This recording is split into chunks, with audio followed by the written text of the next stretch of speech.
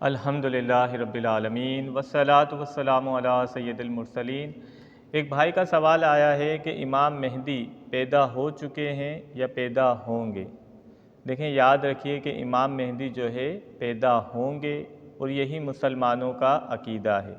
ابو داؤد شریف کی حدیث سے رسول کریم صلی اللہ علیہ وسلم نے ارشاد فرمایا، دنیا اس وقت تک ختم نہیں ہوگی جب تک ایک شخص عرب کا بادشاہ نہیں بنے گا۔ اس کا نام میرے نام پر ہوگا، اس کے والد کا نام میرے والد کے نام پر ہوگا، اس کی والدہ کا نام میری والدہ کے نام پر ہوگا۔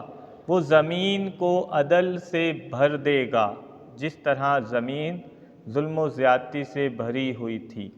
اس حدیث مبارکہ سے معلوم ہوا کہ امام مہدی پیدا ہوں گے، اور آپ کا نام محمد ہوگا، اور آپ کے والد کا نام عبداللہ ہوگا، اور آپ کی والدہ کا نام آمنہ ہوگا۔